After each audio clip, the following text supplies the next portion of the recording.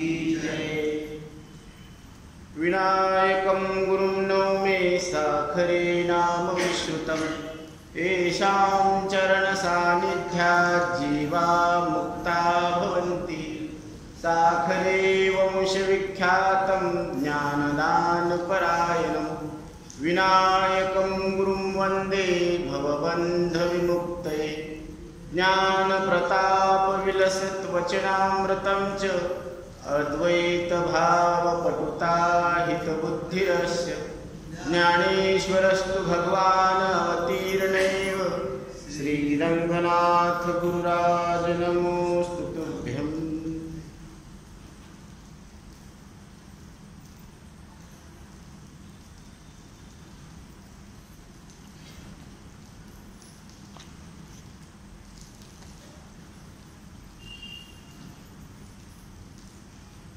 हे समस्त हे श्री वासुदेव, ऐसा प्रतीती रसाचा उतला भाव, भक्ता माझी राव ज्ञानिया तुझी।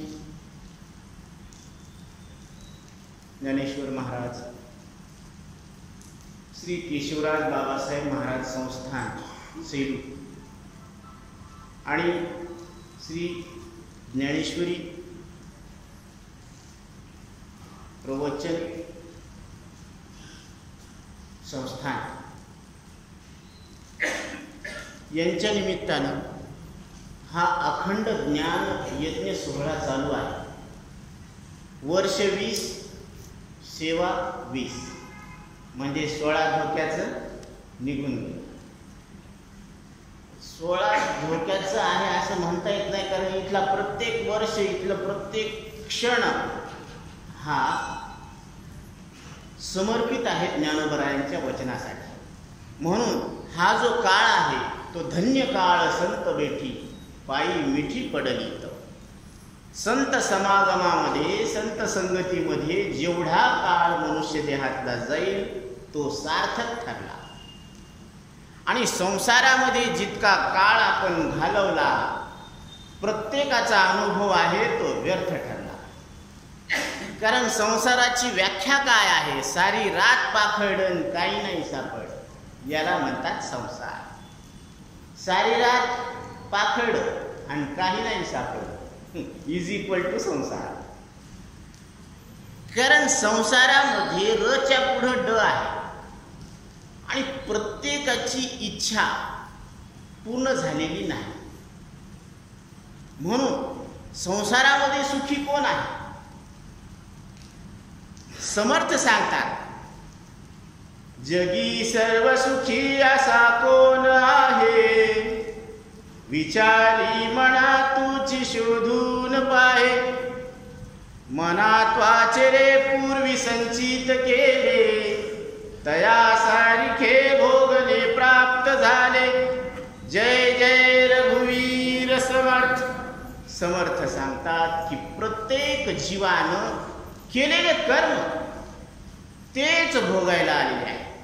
केले कर्म झाले तेची भोगाले, उपजले मेले ऐसे किती। हे केलेले कर्म आज नाही केले। प्रत्येकाला वाटतं की आज आम्ही कोणाचं काही वाईट केलं नाही, मग हे दुःख आमच्या वाट्याला का? तर याची संगती अशी लावलेली आहे की याच जन्मात केलेल्या कर्माचं फळ भोगायला मिळतं असं नाही। अनंत जन्मात, अनंत युगापासून हा जीव देहाला मी समजून कर्म करत आलेला आहे, आणि त्या केलेल्या कर्माचं फळ भोगण्यासाठी हा मनुष्य देह आहे। कारण केलेल्या कर्माचं फळ भोगण्यासाठीच, कारण जे काही आपण करायला लागलो तर ते करण्यासाठी त्याला काहीतरी उपाधी लागते ना। जसं घर बांधलं तर घराचा उपभोग घेण्यासाठी तिथं ती व्यक्ती लागते, ज्याच्यासाठी हे बांधलं तेच नाही म्हणल्यावर मग घर कशाला बांधलं? म्हणून त्या विषयाचा उपभोग घेण्यासाठी, याला शास्त्रामध्ये भोगायतन म्हटलेले, इथं सुखदुःखाचा भोग घडतो होतो। म्हणून भगवान एके ठिकाणी सांगतात आगमापायनो अनित्या असता स्थिती क्षस्व भारत. अर्जुना, हे सुख आणि हे दुःख येणारे आणि जाणारे आहे, आणि त्या येणाऱ्या आणि जाणाऱ्या सुखदुःखाला हा जीव न येता न जाता जाणतो. आगमापायनो अनित्या, हे येणारे जाणारे अनित्य आहे, आणि या अनित्य सुख दुःखाला जाणणारे तुम्ही नित्य परमात्मा आहे.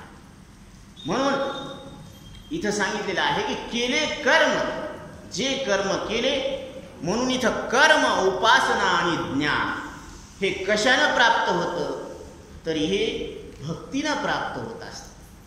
म्हणून, आणि भक्ती म्हणजे काय, कारण परमपूज्य गोविंदगिरी महाराज सांगत असतात, आपल्याला सूत्र सांगितलेले आहेत साईबाबा मंदिरामध्ये, everything loss, nothing loss, but character loss, then everything loss. फार महत्वाचं सूत्र सांगितलेलं आहे स्वामीजींनी. आणि गुरुवर्य बापूराव महाराज परतूरकर सांगत असतात की लो एम इज क्राईम,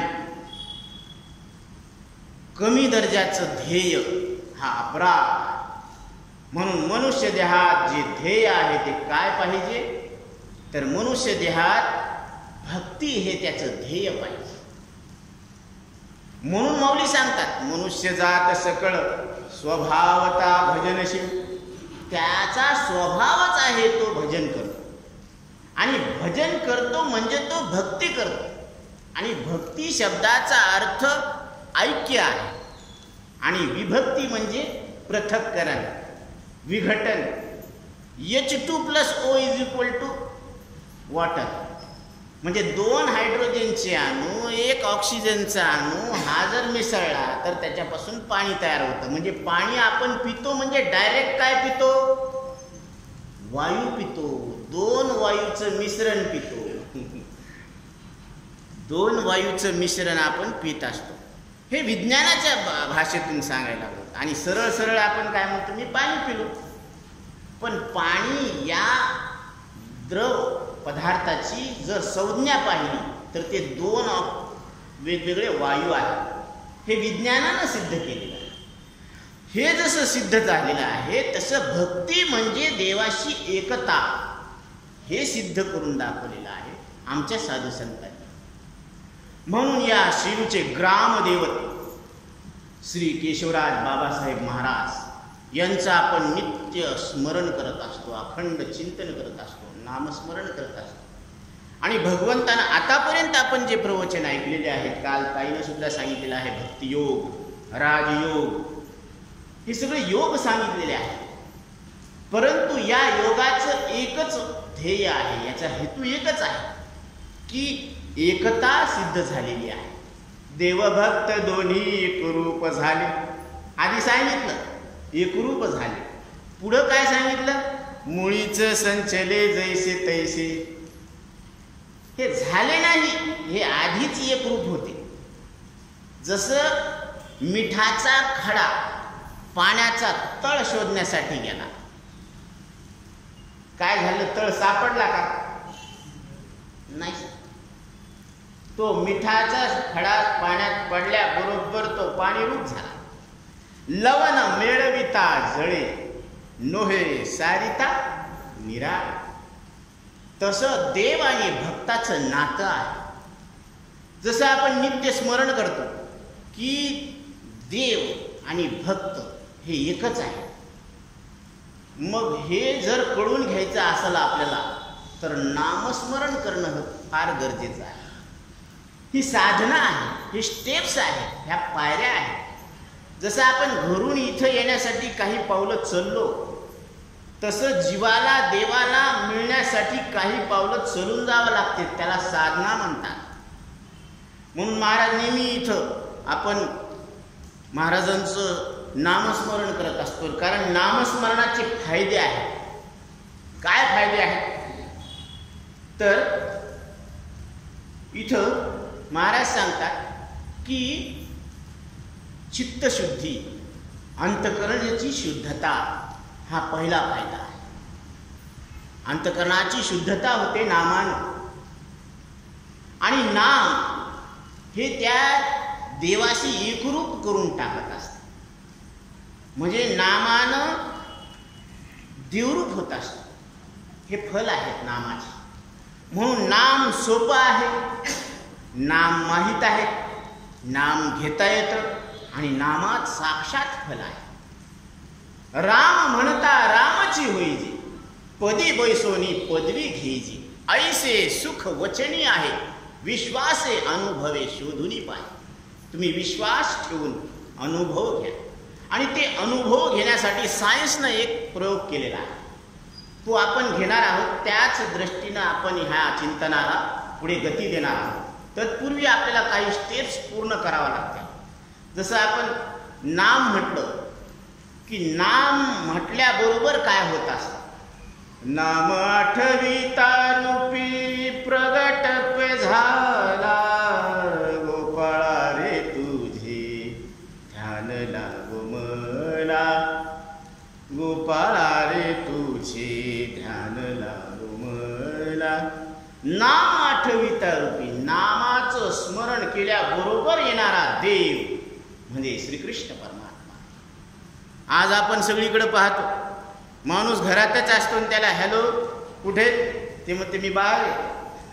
इथंच खोटं बोलायला लागले. घरात असून काय म्हणते मी बाहेर आहे. म्हणजे आपल्या एका बोलावण्यावर येणारी अशी कोण आहे व्यक्ती? आपल्या एका बोलावण्यावर येणारी व्यक्ती तर नाही, पण एका बोलावण्यावर येणारी देवता म्हणजे श्रीकृष्ण परमात्मा. कुठी गुंतलासी द्वारकेचा राणा, कोठी गुंतलासी द्वारकेचा राणा, वेळ कास खयाला वेला, वेळ कास खया. देवा मी तुला हाक मारायला लागले, तू यायला इतका विलंब का लावला? हा अधिकार आहे भक्ताचा की ज्या देवतेचं आपण नामस्मरण करायला लागलो त्याला बोलण्याचा हा अधिकार आहे. देवाला विचारायला लागली द्रौपदी, देवा मी तुला हाक मारली, तू का उशीर लावला? त्यावेळेस देवानं सांगितलं, द्रौपदी तुला विश्वास होता की अजूनही मी माझं स्वतः संरक्षण करू शकते, म्हणून मला सुद्धा तिथपर्यंत येता येत नाही. जोपर्यंत पूर्ण सरेंडर होत नाही तोपर्यंत मला येता येत नाही. कारण जोपर्यंत आपल्याला आत्मविश्वास आहे की मी माझं दुःख दूर करण्याला समर्थ आहे तोपर्यंत देव येत नाही. ज्यावेळेस शेवटचा पदर हातून सुटला, दोन्ही हात वर झाले, सरेंडर, त्यावेळेस भगवंताचं ते रूप पाहायला मिळालं. अफाट रिमच्या रिम पडायला लागली. इथं थांबा कुंजाला वस्त्र. म्हणून ही पूर्ण काय व्हायला पाहिजे?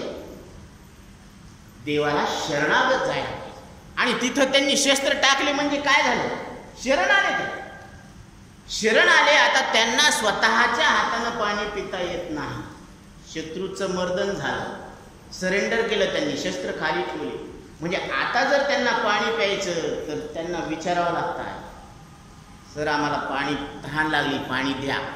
स्वतःच्या मनानं काहीच करता येत नाही. तसं स्वतःच्या मनानं काही न करणं ही पहिली पाहिजे. मनोमार्ग गेला तो तिथे मुकला, हरिपाठी स्थिरावला तोची धन्य. म्हणून स्वतःच्या मनानं परमार्थ करू नये आणि दुसऱ्यानं सांगितलेल्या परमार्थ सुद्धा करू नये. कारण रोग्यानं स्वतःच्या मनानं औषध घेऊ नये आणि दुसऱ्या रोग्यानं सांगितलेलं सुद्धा औषध घेऊ नये. कारण त्याचा रोग त्याला कळालेला नसतो.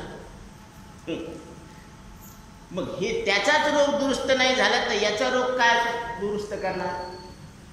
म्हणून स्वतःच्या मनानं परमार्थ करू नये, इतरांनी सांगितलेला परमार्थ करू नये आणि सद्गुरूनं सांगितलेला परमार्थ केल्याशिवाय राहू नये. कारण सद्गुरू काय करतात? धर्म जागो गुरु महिमा देही दावियला देव. कारण सद्गुरू याच देहामध्ये तुम्ही न मरणारे परमात्मा आहे अशी तुमची ओळख करून देतात. म्हणून कबीरदासजींना प्रश्न पडला की आता देवही आलेले आहेत आणि सद्गुरूही आलेले आहेत, तर मी कोणाला शरण जाऊ, आधी कोणाला नमस्कार करू. गुरु गोविंद दोन खडे काके लागू पाव, बलिहारी गुरुदेव की गोविंद बता. तर मी सर्वात आधी सद्गुरूला नमस्कार करेल, कारण सद्गुरूनं मला देव कोण आहे, कोणता आहे ही ओळख करून दिलेली आहे. म्हणून सद्गुरूला शरण जाणं अत्यंत महत्त्वाचं आहे. कारण भगवान श्रीकृष्ण परमात्मा सुद्धा गुरुकुलामध्ये गेले, सांदीपनी ऋषींकडं त्यांनी अभ्यास केला आणि 18 दिवसात 14 विद्या आणि 64 कला आहेत ना, ह्या सगळ्या अवगत झालेल्या आहेत. कारण ह्यांना अवगत करण्याची आवश्यकताच नव्हती, पण गुरु परंपरा टिकावी म्हणून त्यांना सुद्धा तसंच वागावं लागलं. म्हणून जसं वाल्मिक ऋषींनी लिहिलं तसंच प्रभू रामचंद्रांना वागावं लागलं. एक प्रसंग आला होता की आता लक्ष्मणाला उठवणार. का उठवणार? कारण तिची पत्नी आहे ना, ती मत्स्यकन्या आहे आणि ती इकडं नामस्मरण करायची, रामाचं नामस्मरण करायचे, श्रीहरी विष्णूचं नामस्मरण करायचे. म्हणून आता त्यांना प्रश्न पडला की आता ही पतिव्रतेच्या सामर्थ्यावर लक्ष्मणाला आपल्या इंद्रजिताला उठवणार. आता सगळ्याला प्रश्न पडला. आता ते म्हणले आपण जर ह्या इंद्रजिताला उठवलं तर इतके परिश्रम केलेले सगळे व्यर्थच जाणार ना. कशाला ते सेतू बांधला आणि हे केलं, इथपर्यंत आलो आपण आणि परत ह्याला उठवलं म्हणजे इंद्राला जिंकलेलं आहे यानं. म्हणून त्याचं नाव काय आहे? इंद्रजित. त्याचं पहिलं नाव मेघनाद आहे. तर मग ते म्हणले एक काम करा, सगळ्यांनी मिळून हनुमंतरायाला सांगितलं किंवा आता ह्याला जर उठवलं तर अजून डबल परेशानी. ती म्हणले काहीतरी याच्यावर इलाज काढा ना. ती गेले वाल्मिक ऋषीकडे. ती म्हणले बघा ह्याच्यामध्ये काय लिहिलेलं आहे, त्याच्यात इंद्रजिताला उठवायचं लिहिलेलं आहे का? ते म्हणले नाही. ते म्हणले विषय संपला. कारण इंद्रजिताचा वध असा होणार नव्हता. जी व्यक्ती 14 वर्ष अन्न पाण्या वाचून राहील एक वचनी आणि ब्रह्मचर्य व्रत धारण करील, तोच व्यक्ती इंद्रजिताचा वध करू शकत. आता लक्ष्मणाला शक्ती लागली हे कसं काय झालं मग? तर ज्यावेळेस भगवंतानं शबरीच्या आश्रमामध्ये प्रवेश केला, कारण शबरी बचपन से लेकर 55 तक काय वाट पाहू लागली के मेरे राम आ गए, आज माझे प्रभू राम येणार आहे, ही वाट पाहायला, ही साधना. बचपन से लेकर 55 तक तिनं वाट पाहिली देवाची. आणि आज आपण जर देवाला काही मागणं मागितलं आणि जर ते पूर्ण नाही झालं ती लगेच देव बदलतो. ह्या देवानं काहीच होईना. एक लोटा जल सारे बिमारियों का. जेच गर्दी लागली त्याच्यापेक्षा सोपा उपाय सांगतो. कारण वारकरी संप्रदाय फार मोठा आहे, व्यापक भूमिका आहे याच्यामध्ये. याच्यापेक्षा तुम्हाला सोपा उपाय सांगतो. तिथं तरी आपल्याला जावं लागणार आहे. कुठं?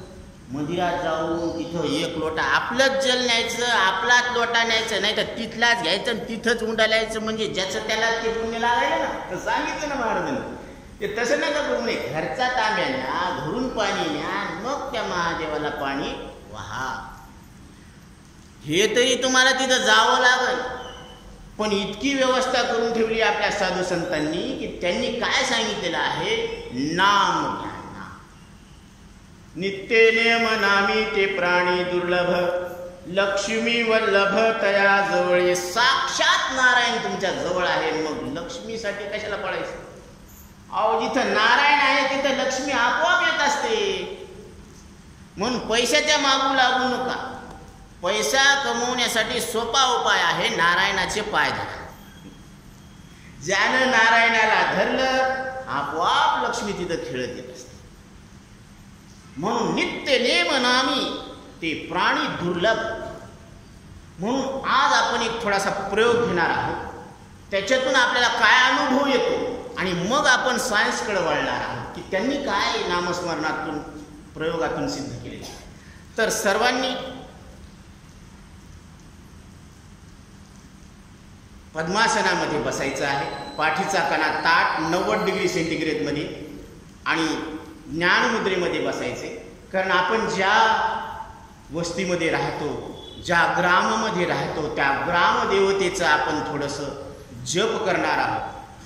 तर सगळ्यांनी याच्यामध्ये सहायता करायला पाहिजे ही विनंती आहे. कारण मी तुमचा मुलगा आहे. बालक बोबडा बोले ते चोज करुनी माऊली विझेते. कारण तुमचं मन म्हणजे तुमचं मन रमण्यासाठी मी जे काही बोलायला लागलो इथून ते तुम्ही तुमच्या लेकराचं कौतुक करावं म्हणून मी बोलायला ही विनंती आहे. कारण लेकरं आपले आईवडिलासमोरच खेळत असतात ना. म्हणून प्रभू तुम्ही महेशाच्या मूर्ती, मी दुबळा अर्चिज तसे भक्ती, बोल जरी गंगावती तरी स्वीकाराल की. कारण इथं सगळे बसलेले साक्षात महादेवाचे अवतार आहेत. म्हणून हर हर महादेव. इथं प्रत्येक जण बसलेला कोण आहे? साक्षात महादेव आहे. ही ज्ञानोबरायांची भूमिका आहे. श्रोता नाही, साक्षात महादेव आहे असं समजून ज्ञानोबराय सांगायला. म्हणून आपण त्या देवतेचं आपण थोडंसं चिंतन करणार आहोत. केशवराजा महाराजा दीनदयाळा गुरुराया.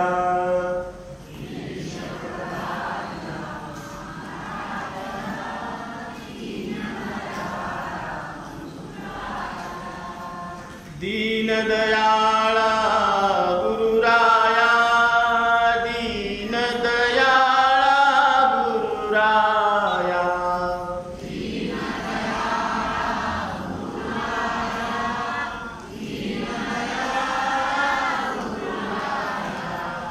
केशवराजा महाराजा दीनदयाळा गुरुराया.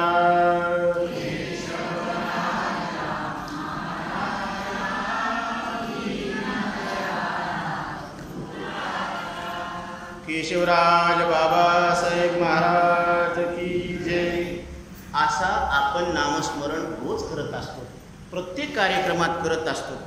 पण इथं जे सायन्सनं सिद्ध केलेलं आहे तर ते आधी आपण संप्रदायाचं एक उदाहरण घेऊ. कारण संत जनाबाई परभणी जिल्ह्यामध्ये गंगाखेड आहे आणि तिथं गोदावरी जवळ संत जनाबाईंचा जन्म झालेला आहे. बालपणापासून जनाबाईंना वारकरी संप्रदायाचे संस्कार होते. भजन पूजन हे त्यांचं. आणि देवाला हाक मारायचे, ते विठ्ठलाला हाक मारायचे. प्रत्येक कार्यकर्ता दळिता पांडिता सुद्धा भगवंताला हाक मारायचे. अशा पद्धतीनं भक्तीचे सगळे संस्कार त्यांच्या जीवनामध्ये ओतप्रोत भरलेले होते. आणि अशा पद्धतीनं मग शेवटची अंतिम समयी त्यांच्या वडिलांनी नामदेवरायांच्या वडिलांना म्हणजे दामाजी शेट्टी यांना ते त्यांच्या पदरात टाकले जनाबाई.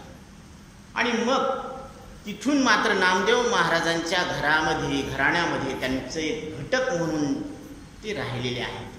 मग नामदेव महाराजांचे सगळे कामं करायचे. दास्यत्व स्वीकारलेलं होतं, दास्यत्व भक्ती केली, सगळी कामं करायची, काबाड कष्ट करायचे. पण पांडुरंगाचं विठ्ठलाचं नामस्मरण करायचे, ललिता कांडिता. म्हणून लावणी पाची बोटे घेतू ये रे बा विठ्ठला. अशा पद्धतीनं जनाबाईंच्या ओव्या अभंग रचना करायच्या. आणि एक दासी काम करणारी दासी जनाबाई अभंगाची रचना करते अशी त्यांची कीर्ती पसरली होती. आणि ती कीर्ती पसरली ती फक्त त्यांच्या गुरुशक्तीबद्दल, गुरुभक्तीबद्दल. कारण पारमार्थिक दृष्टीनं नामदेवराय हे जनाबाईचेच गुरु झाले. आणि त्यांची मनामध्ये फार मोठी भक्ती होती आणि ती भक्तीच शक्तीच्या रूपानं पुढं प्रगट झालेली आहे. आता ही चर्चा ऐकून कबीरदास जनाबाईंना भेटण्यासाठी आले पंढरपुरात. पंढरपुरात आल्यानंतर ते म्हणले, जनाबाई कोण आहे, कुठं आहेत? ते म्हणले नामदेव महाराजांच्या घरी ते काम करतात. मग तिथं आले. तिथं त्यांच्या लक्षात आले की ते गौऱ्या थापायला गोपाळ घाटावर गेलेले आहेत. मग ते तिथं गेले नदी तीरावर, तर त्यांनी पाहिलं 2 बाया एकमेकांमध्ये भांडण करत होत्या. 2 स्त्रिया भांडण करत होत्या गोदा तीरावर की ही माझ्या गौऱ्या आहेत, हे माझ्या गौऱ्या आहेत, हे माझ्या गौऱ्या आहेत, असं ते एकमेकाला भांडू लागले. मग ते कबीरदास तिथे गेले आणि त्यांना विचारलं. त्यांनी आधी पाहिलं की बाबा इथं तर हे गौऱ्यासाठी भांडणे, इकडे ढीक पडला गौऱ्याचा, की ही माझी गौरी, हे माझे गौरी आहेत म्हणून ते भांडण करू लागले. त्यांनी ते पाहिलं आणि त्याच्यातल्या एकाला विचारलं की बाबा जनाबाई कोण आहे? आता ते त्याच्यातल्या मग दुसरीनं सांगितलं हीच ती जणी, हिनंच सगळ्या माझ्या गौऱ्या चोरल्या, ही काय सुट्टी तुमच्या समोर उभी. आता हे ऐकल्याबरोबर कबीरदासांना धक्का बसला की त्यांनी जी काही रेखाटली होती ती प्रतिमा, की जनाबाईंनी अभंगाची रचना केली, ती असे असते तसे असते, ती त्यांना थोडा धक्का बसला. परत त्यांनी विचारलं की जणी तूच आहे का? ते म्हणले होय बाबा मीच आहे जणी, तुम्हाला काय कष्ट व्हायलं का माझ्यामुळं? आता ते त्यांचं बोलणं त्याचं वर्तन पाहून अजून धक्का बसला त्याला की जनाबाई अशा बोलायला लागल्या म्हणून. ती बाई आता ते थोडा वेळ थांबले. कबीरदासांना वाटलं की आपण चुकीच्या जागी आलो म्हणून ते वापस निघू लागले. पण तितक्यात त्यांनी सांगितलं की ती बाई उसळली आहे दुसरी. ते म्हणे हेपा बाबा तुम्ही कोण आहेत हे आम्हाला माहीत नाही, पण तुम्ही एक काम करा, आम्हाला गौऱ्या वाटून देऊन टाका आणि मग तुम्हाला थांबायचं थांबा आणि कुठं जायचं तर जा. ती म्हणे आता यायच्या गौऱ्या वाटायच्या म्हणल्यावर गौऱ्या तर शेणाच्या आहेत, गोल आहेत आणि सारख्याच आकाराच्या आहेत. आता ह्याच्यातून कसं ओढायचं की ही कोणाची गौरी म्हणून? त्यावेळेस जनाबाई सांगतात ते काम लय सोपं आहे बाबा. ती म्हणजे लय सोपं, ह्याच्यातली कुठलीही गौरी उचला आणि कानाला लावा, याच्यातून विठ्ठल विठ्ठल असा ध्वनी निघल, ती गौरी माझी. आणि ज्याच्यातून विठ्ठल विठ्ठल ध्वनी निघणार नाही ती गौरी हिची. आता मात्र कबीरदासांची उत्सुकता अजून वाढली. ती म्हणे बाप्पा बाप्पा एवढा अधिकार, भक्तीचा अधिकार केवढा आहे की मग त्यांनी प्रत्येक गौरीला असं कान लावलं आणि विठ्ठल विठ्ठल म्हणले की ती असं ठेवायची. ज्याच्यातून नाही निघाले ते पलीकडे. तर असा ढीग झाला त्या गौरीचा ज्याच्यातून विठ्ठल विठ्ठल असा ध्वनी निघायचा. आता ते सगळा ढीग पाहिल्यानंतर लक्षात आलं की ही दुसरी बाई जनाबाईवर आळ घालत होती. ह्याच्या 4-5च गौऱ्या होत्या, तिनं त्या ढिगात टाकल्या आणि ती सांगू लागली की हे माझा ढिगल आहे. पण भक्तीनं हे सिद्ध करून दाखवलं की ह्या सगळ्या गौऱ्या जनाबाईच्या आणि त्याच्यावरचे सगळं आरोप खोडून टाकले. मग तरी सुद्धा कबीरदासजींना प्रश्न मनात राहिला की हे गौरीतून विठ्ठल विठ्ठल ध्वनी कसं काय निघाला? ते म्हणे काय नाही बाबा, मी गौऱ्या थापत असताना किंवा लावत असताना विठ्ठल विठ्ठल म्हणायची, म्हणून तो संस्कार त्या गौरीमध्ये आला आणि त्या गौरीतून विठ्ठल विठ्ठल ध्वनी निघाला. जनाबाईच्या गौऱ्या विठ्ठल विठ्ठल जनाबाईच्या गौऱ्या बोलू लागल्या, संत कबीरानी नामदेवाच्या माना डोलू लागल्या, संत कबीरानी नामदेवाच्या माना डोलू लागल्या. विठ्ठल विठ्ठल जनाबाईच्या गौऱ्या बोलू लागल्या. जर विठ्ठल विठ्ठल जनाबाईच्या गौऱ्या बोलतात तर आपल्या घरातल्या गौऱ्या विठ्ठल विठ्ठल बोलणार नाहीत का? प्रश्न आहे. बोलणार, 100% बोलणार, पण देवाला भाव लागत असतो. देव भावाचा भुकेला आहे. कारण देवा कारणे भाव तस्मात द्यावे न लगे फार सेवित, झाले एक चित्त तरी बहुत, एवढ्यासाठी नका करू आता हाती गाद,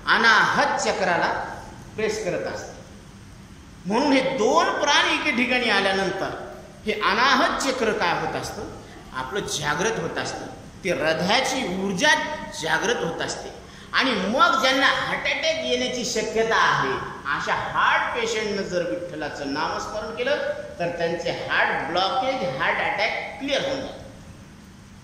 मानसिक रोग सुद्धा निवृत्त होतो अशी गॅरंटी आहे विठ्ठल नामाने.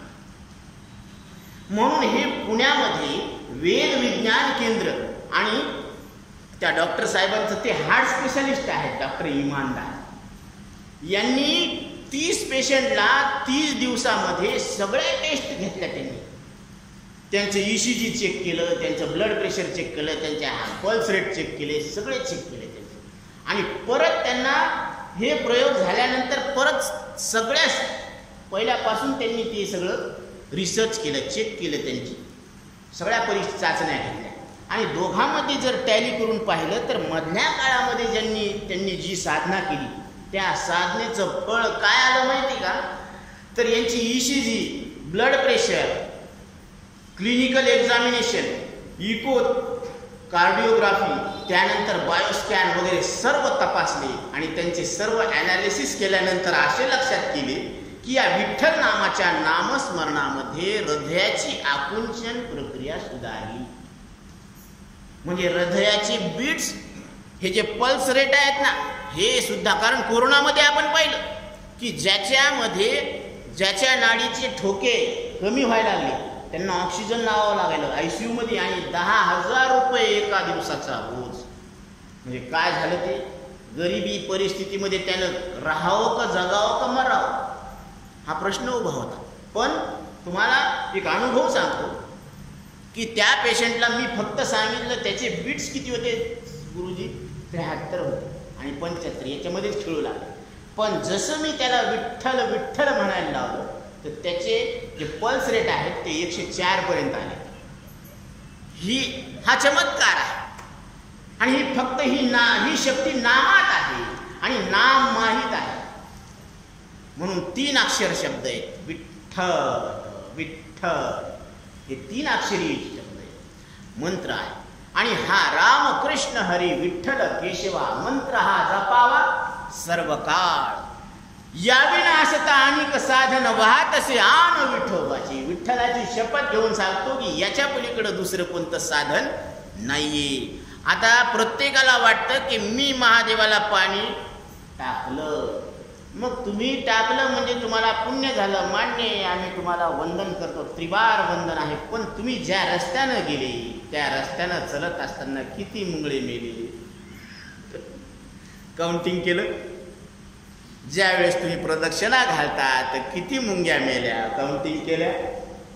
म्हणून पुण्य करता करता पाप घडतं आणि पाप घडता घडता पुण्य घडतं. एकानं पंगत दिली आणि जितक्या लोकांनी प्रसाद खाल्ला तितक्याला हागवण लागली, सगळे बेजार झाले. डॉक्टरची भरती ते म्हणजे काय खाऊ घातले, त्यानं त्याच्या इमानदारीने प्रेमळ भावाने खाऊ घातला. आता त्याला काय माहिती असं होईल म्हणून, ते काहीतरी तेल मिसळ झालं आणि त्याच्यामुळे दोष निर्माण झाला आणि हे असं. पण काय झालं, पुण्य करता करता पाप झालं, पाप करता करता पुण्य. आता खरं सांगा, आता प्रत्येकाला वाटतं की हे कोंबडे खाणारे एक पापी बेकार, पण शास्त्र असं सांगतं की दळण दळणारा सुद्धा त्याच्यापेक्षा जास्त पाप. कारण जितकं दळण 5 किलो दळण म्हणल्यावर त्या दळणामध्ये किती दाणे आहेत गुरुजी? असंख्य दाणे आहेत. म्हणजे ते जीव आहे का नाही, सजीव वनस्पती येते. आणि तितके दाणे आपण गिरणीमध्ये दळायला लागलो म्हणजे तितके जीव मारायलो. त्यानं एका वेळेला एकच कोंबडं मारलं आणि एकाच वेळेला इतके जीव मारले, ते जास्त पापी का? हे शास्त्र किती बारीक आहे, याला पंचमहापातक म्हणतात. म्हणून श्वास घेत असताना सुद्धा अनंत जीव काय होत असतात, भस्मसात होऊन जातात. म्हणून आपण दिगंबर श्वेतांबर 2 पंथ पाहिले काय, तर त्याच्यामध्ये ते पट्टी लावते समोर. याचं कारण ज्यावेळेस आपण पत्राच्या खोलीमध्ये पाहतो की त्याला जर छिद्र असलं आणि त्याच्यातून जर प्रकाश किरण घरात येत असेल तर त्या किरणाकडे तुम्ही लक्ष द्या, त्याच्यामध्ये असंख्य जीव आपल्याला दिसतात. आताही या वातावरणामध्ये असे असंख्य जीव आहेत की जे डोळ्यानं दिसत नाही, पण सूक्ष्मदर्शक यंत्राखाली ते आपल्याला दिसतात. म्हणून अमिबा आकार वाढवतो हे आपण रसायनशास्त्रामध्ये शिकलेलो आहोत, भूगोलामध्ये शिकलेलो आहोत. तर हे सगळं जे काय आहे जीवशास्त्र आहे. तर असे अनंत जीव आहे आणि अशी अनंत हत्या होत चाललेली आहे. मग आपल्याला पाप करावं का पुण्य करावं? कारण पाप कशाला म्हणावं आणि पुण्य कशाला म्हणावं हे समजणं आपल्याला. तर त्यांनी तरी तिथं त्यांनी व्याख्या केली, पाप ते परपीडा, पुण्य परोपकार. दुसऱ्यावर उपकार करणं हा काय आहे, याला पुण्य म्हणायचं. आणि दुसऱ्याला पीडा देणं, दुःख देणं, याला काय म्हणायचं, पाप. आता अलीकडे ज्ञानोबराय सांगतात, देवाची द्वारी उभा क्षण घरी तिने मुक्तीचारे साधी येल्या.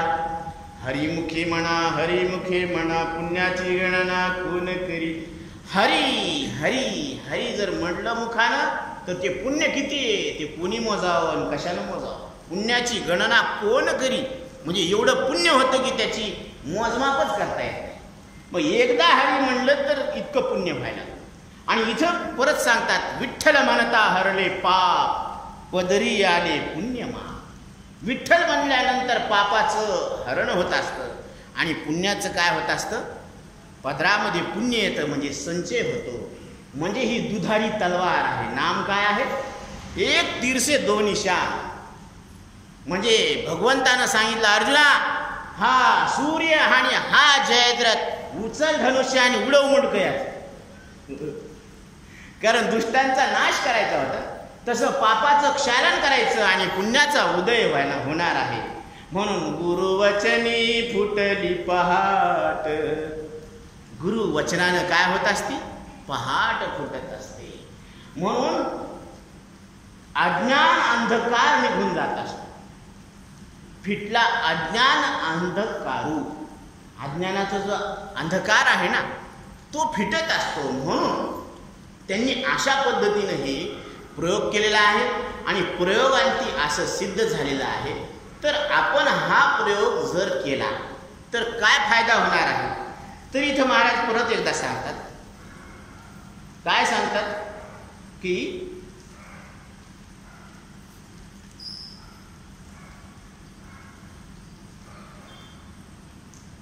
न दिसो ते दिसो येईल उगले, नामे या विठ्ठले एकाची. न कळो ते कळो येईल उगले, नामे या विठ्ठले एकाची. न भेटो ते भेटो येईल उगले, नामे या विठ्ठले एकाची. आणि दिसणं, भेटणं, न बोलो ते बोलो येईल उगले, नामे या विठ्ठले एकाची. जे आपल्याला बोलता येत नाही, ज्याच्याबद्दल बोलता येत नाही त्याच्याबद्दल तुम्हाला बोलता येईल. जे तुम्हाला संसारामध्ये भेटत नाही असं वाटतं ना, अशक्य वाटतं, ते भेटल, नामे या विठ्ठले एकाची. जे तुम्हाला दिसत नाही ना ते दिसल, नामे या विठ्ठले एकाची. जे आपल्याला अलभ्य तो लाभ होईल अपार. जे अलभ्य आहे असं आपल्याला वाटतं की हे आपल्याला प्राप्तच होऊ शकत नाही, असं जर वाटत असेल तरी ते सुद्धा आपल्याला काय होतो, त्याचा लाभ होतो. नामे या चिंतने विठ्ठले एकाचे. म्हणून परत पुढं माऊली सांगतात की जे कळत नाही, जे दिसत नाही, जे बोलता येत नाही, जे भेटत नाही, या चारही गोष्टी आपल्याला साध्य होणार आहे. कशानं? फक्त विठ्ठलाच्या नामानं. बरं असं काही नाही. यांनी काय प्रयोग केला होता की प्रत्येकाला एकांतामध्ये एकाच ठिकाणी बसवायचं आणि त्याला त्याच्याच मुखानं विठ्ठल विठ्ठल असा ध्वनी काढायचा. तर आपल्याला असं काही कंडिशन नाही. आपण चलता फिरता सुद्धा विठ्ठल विठ्ठल जर म्हणत गेलो तरी सुद्धा आपल्याला ह्या गोष्टी संपादन होऊ शकतात, शक्य आहेत.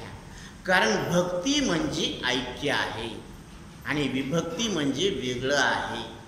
जसं ते म्हणतात ना, हे भावाभावाचे भांडणं लागले, ते म्हणले रक्ताचं नातं आहे हे पाण्यामध्ये लाकूड मारलं तर ते दोन थोडीच होत असतील. ते आज नाही, आज भांडायला उद्या एक होते. नवराबाईचं पुरुष सुद्धा तसंच आहे. आज भांडायला ते उद्या येत होते, मग ते जाणाऱ्यानंच जाऊ नये. ते एक जण गेलं, चे दोघं नवरा बायको आपले करू लागले आपले काम. ते आता कसं काय चाललं? ते म्हणजे आता कसं काय चाललं, आमचं कवाच बिन सगळं नव्हतं, तुम्ही कसं काय विचारायला लागलं कसं काय चाललं? म्हणजे विचारणं सुद्धा काय आहे, दोष इतकं चांगलं आहे त्याचं. म्हणून पती आणि पत्नी जसं कपाळ पत्नीचा असतं, पण त्या कपाळावर कुंकू कोणाचा असतं? पतीचा असतं. कपाळ हिच आणि कुंकू कोणाच्या नावाचं? पतीच्या. तसं सृष्टीच्या कपाळावर जे चैतन्याचं कुंकू आहे ना, ते हे जीवाचं आहे. कारण जीव चैतन्य आणि जीवाचं सौभाग्य हे विठ्ठल आहे. म्हणून सौभाग्य सुंदर रे भ्रमरा, सौभाग्य सुंदर रे भ्रमरा, सांडी तू अवगुण रे भ्रमरा. म्हणून हे अवगुण सांडा, हे अवगुण सोडा. फक्त आपण जितकं सोडतो ना आपण तितकं मोकळं होतो. कारण आपण जेवढं धरलेलं आहे ना, ते आज नाही जरी सोडलं तरी ते सुटणारच. नाही जरी सोडलं तर काय होणार आहे? धरता आलं का बालपण? धरता आलं का तारुण्य? टिकवता आले का केस?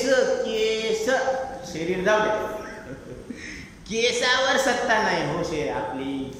काळे केस पांढरे होण्यापासून रोखू शकतो का सर? हृदयावर हात ठेवून सांगा, कोण रोखू शकतं? रोखतात. सत्ताच नाही आपली केस. मग केस इतकी जर सत्ता नाही तर सृष्टीवर काय सत्ता गाजवणार? म्हणून ते अड़े थे कि हम भी एक सूरज बनाएंगे, ये दिया बनाते बनाते पसीने छूट गए. काय झालं? हे म्हणले आम्ही चंद्र सूर्य धरतीवर आणू तुझ्यासाठी. अरे काय आणतो ना आपण? इथे एक दिवा तयार करायला पसीने घामा खून झाला. म्हणून मिट्टी में मिल गए कई बादशाह जिन्हें गुमान था, मगर वो पत्थर भी नहीं डूबे जिस पर प्रभु श्री राम का नाम. म्हणून हा राम सेतू तयार झालेला आहे. जय श्रीराम म्हणून लिहिलं आणि त्या समुद्रामध्ये टाकले. तेच तर दगड तरंगले हो. आता आपण जर भगवंताचं नाव घेतलं, विठ्ठलाचं नाव घेतलं, तर आपण या भवसागरातून तरणार नाही का? गॅरंटी आहे मौली, गॅरंटेड आहे. आता वर्ष डॉक्टर व्हायला किती वर्ष लागते? हे ग्रॅज्युएशनचे 15 आणि पुढं पण 4 वर्ष, म्हणजे ते 4 म्हणजे किती झाले? 19 वर्ष. 19 वर्षामध्ये जर तिथं व्हॅकन्सी असली तर तिथं नंबर लागला, नसली तर लागणार नाही. म्हणजे यश येईन का नाही याची खात्री आहे का सर? निश्चितता नाहीये. पण विठ्ठल नामस्मरण जर केलं आपण आपल्या जीवनामध्ये तर तिथं निश्चित यश आहे, ही खात्री, हे वचन आहे. म्हणून अलभ्य तो लाभ होईल अपार, नाम निरंतर म्हणता वाचे. निरंतर नाम जर वाचेना आपण म्हणत गेलो तर अलभ्य, जे ज्याचा कधीच लाभ होणार नाही असं आपल्याला वाटतं, ते सुद्धा आपल्याला मिळणार, असा लाभ होणार आहे. तुका म्हणे जीव आसक्त सर्व भावे. जसं एखादा कामुक पुरुष काय करत असतो? नेहमी त्याची त्याच विषयावर नजर असते. आणि कुठं चालली? म्हणजे तितक्या घोळक्यामध्ये त्याची फक्त नजर त्याच विषयावर, ही आसक्ती. मग तिथली आसक्ती उचलायची आणि विठ्ठलावर आणून टाकायची, एवढंच करायचं, बाकी काही नाही करायचं. धर सोड नाही करायची, कुठं पाणी नाही टाकायचं. बरं का? इतकं सोपं आहे. ठाईच बैसुनी करा एक चित्त, आवडी अनंत आपल्याला कोणाचं खंडन मंडन करायचं नाही, पण जितकं साधू संतांनी सोप्यात सोपं करून सांगितलं तो मार्ग आपल्याला पाहायचा. म्हणून इथं काय सांगितलं की हे समस्त ही श्री वासुदेव, हे सगळंच काय आहे? वासुदेव स्वरूप परमात्मा आहे. आता हे सगळं, हे म्हणजे आता व्याकरणाचा भाग आलेला आहे. हा ही हे जे जवळच्या देशात आहेत, जवळच्या काळात आहेत, त्याला आपण हा, ही, हे असा शब्द वापरतो, बरोबर आहे. आणि तो, ती, ते म्हणजे जे दूर देश आणि दूर काल आहे त्याला आता आपण काय म्हणतो, तो, ती, ते. आता इथं हा म्हणजे आत्ता इथं कानाद्वारे शब्दाला जाणणारा, आणि आत्ता इथं जे आपल्याला इंद्रियाद्वारे दिसायला लागल्यात त्या जड वस्तू, आणि या सगळ्यांना कंट्रोल करणारी एक शक्ती आहे ती, हे या शब्दामध्ये आहे. कारण आता इथं जसं आवाज मोठा व्हायला लागला म्हणजे इथे एक शक्ती आहे का नाही आवाज मोठा करणारी, तसं या प्रत्येकाच्या शरीरामध्ये श्वास चालवणारी एक शक्ती आहे का नाही. मग ते गरीब असो, श्रीमंत असो, स्त्री असो, पुरुष असो, आबाल असो, वृद्ध असो, असं काहीच भेद नाही आहे. मग श्रीमंत माणसाच्या अंगामध्ये वजनदार वारा असतो का, आणि गरीबाच्या शरीरात हलका वारा असतो का. हे वाऱ्यानं भेद केला नाही. तुम्ही आम्ही भेद करायला लागलो, ही आपली अल्पबुद्धी आहे, बालिशपणा आहे, म्हणून तिथं भेदच नाही. म्हणून त्यांनी काय सांगितलं, हरिहरा नाही भेद, नका करू वाद. हे आडवा पट्टा आणि उभा पट्टा, याच्यात वादच करू नका, ते दोन नाही. हरी हरी हरी मंत्र हा शिवाचा, म्हणती जे वाचा तया मोक्ष. महादेव भजन करायला लागलेत, कोणाचं, श्रीहरी विष्णूचं. आणि श्रीहरी विष्णू भजन करायला लागलेत, कोणाचं, महादेवाचं. रामेश्वरमला पूजा केली की नाही प्रभू रामचंद्रांनी. मग हे दोघं एकमेकांचे भजन करायला लागले तर त्याच्यात काही अडथळा नाही. मग आपल्याला कशाला, ज्याची त्याला झोप नाही, शेणपुंजीला झोप नाही, ती त्याचं चालायला लागलं ना मस्त. आपण बघा ना, तू का म्हणे उगे राहा, जे जे होईल ते पहा. भक्ती पाहायची आहे, करायची नाहीये. आपल्याला सवय काय लागली, केल्याशिवाय काहीच होत नाही, ही जी धारणा आहे तीच मुळात चुकीची.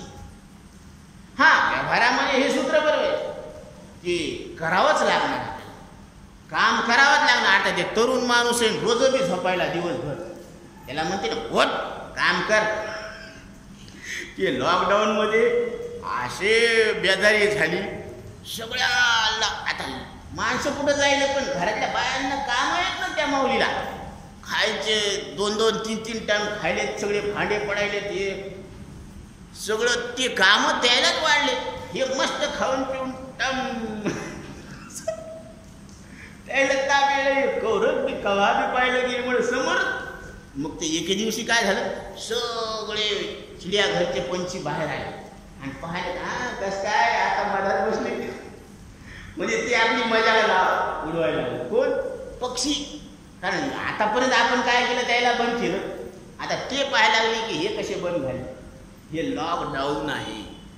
म्हणून तसंच एक फार मोठं लॉकडाऊन आहे हे. 184चं लॉकडाऊन आहे. इथं थाळी वाजवता येत नाही, दिवा लावता येत नाही, इथं फक्त विवेक करावा लागतो. म्हणून अद्वैत कुसरी विरळा झाली. त्यांनी काय सांगितलं माऊलींनी, अद्वैत कुसरी म्हणजे अद्वैताची युक्ती. म्हणून हे समस्त हे श्री वासुदेव ऐसा प्रतीती रसाचा ओतला भाव. असा प्रतीती म्हणजे अनुभव, आणि ते अनुभव तुम्हाला आम्हाला प्रत्येकाला यायला पाहिजे. ऐसा प्रतीती रसाचा ओतला भाव, भक्ता माझी राव ज्ञानी तुझी. तो भक्तामध्ये श्रेष्ठ भक्त आहे आणि ज्ञानी सुद्धा तोच आहे, हे भक्ताचं लक्षण सांगतात. म्हणून भक्त जे कधीच विभक्त नाही ते भक्त. म्हणून जीव देवाहून कधीच भिन्न नाही. पण तिथून म्हणून तर माऊलीने सांगितलेलं आहे की जैसा किडाळाचा दोषू जाय, मग साडे पंधरी तै तैची होय, तैसे जीवा ब्रह्मत्व आहे संकल्प लोपे. तसं जीवाला ब्रह्मत्व आहे, पण यानं काय करायला पाहिजे, आपल्या मनातली कल्पना सोडायला पाहिजे. आता हे माईकडे जाते, ते माय म्हणती मवा कोंड्या, आणि भागीला भितोर रतुंड्या. भागी आली परसाकडून आणि तांब्या मारला फेकून, आणि कोंड्या पडला दाखीचकून. तर नाथ महाराज सांगतात की कल्पनेत अडकलेल्या कोंड्या, कल्पना सोड तू ब्रह्मरूप एका जनार